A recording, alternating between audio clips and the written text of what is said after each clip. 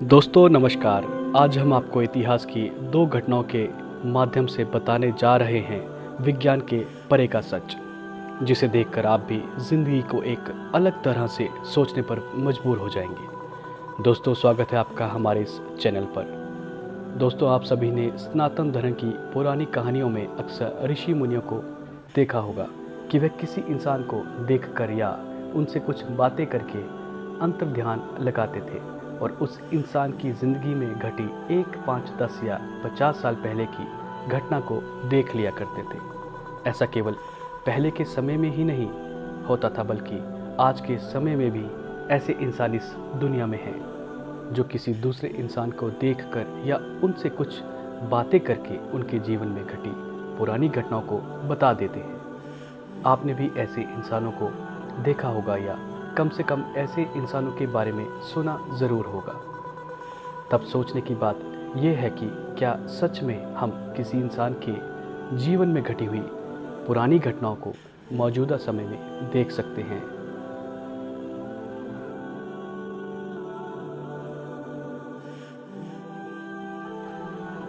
दोस्तों इस पर सबकी अपनी अपनी राय होगी, लेकिन हम आपकी जानकारी के लिए बता दें कि इटली के एक प्रीस्ट जिनका नाम फादर पेलेग्रिनो इर्निटी था, उन्होंने एक ऐसी मशीन बना ली थी जिससे भूतकाल में हुई घटनाओं को देखा जा सकता था।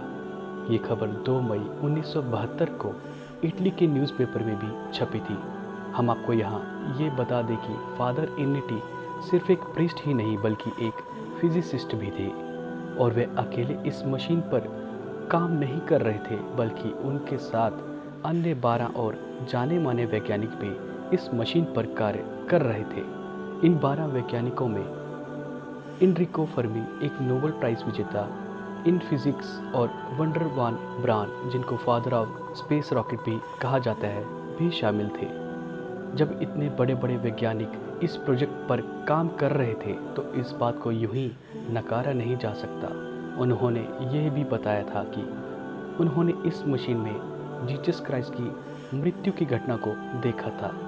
इस मशीन को क्रोनोवाइज़र कहा जाता है। आप इस मशीन के बारे में गूगल पर भी सर्च कर सकते हैं। दोस्तों यहाँ समझने वाली बात यह है कि हम टाइम ट्रेवल की बात नहीं कर रहे। हम ये नहीं कह रहे कि भूतकाल में जाकर कुछ बदल सकते हैं या नहीं। हम बस इतना कह रहे हैं कि भूतकाल की घटना को देखा जा सकता है और ये सच में संभव है। दोस्तों अब आते हैं दूसरी घटना पर। हम सब ने रावण के बारे में तो सुना ही है और हम यह भी जानते हैं कि वो अपनी समस्त प्रजाति के साथ लंका में रहता था। लंका एक ऐसा टापू था जिसके चारों ओर समुद्र ही समुद्र फैला हुआ था। दोस्तों हम सब अच्छे से जानते हैं कि रावण ने दूसरे देशों में रहने वाले बहुत से राजा महाराजाओं के साथ युद्ध लड़े थे। अब सोचने वाली बात यह है कि रावण और उसकी सेना युद्ध लड़ने के लिए बार बार समुद्र लांघकर कैसे जाती थी। अगर विमान की बात की जाए तो रावण के पास 2-4 ही विमान थे।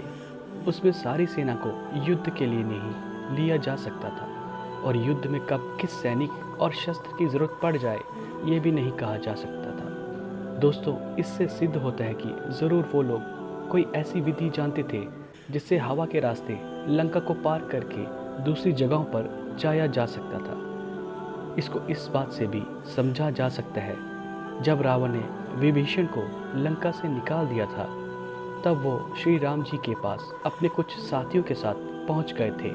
इसका मतलब वो भी हवाई मार्ग से आए होंगे और कोई रास्ता तो उस समय था ही नहीं और ना ही विभीषण जी के पास कोई विमान था। तो इन सब बातों से ये सिद्ध होता है कि उस समय उनके पास ऐसी विधि ज़रूर थी जिससे बिना किसी यंत्र के सहारे हवाई मार्ग से आया और जाया जा सकता था। अब सोचने वाली बात यह है कि उस विधि को पुनः कैसे समझा जाए।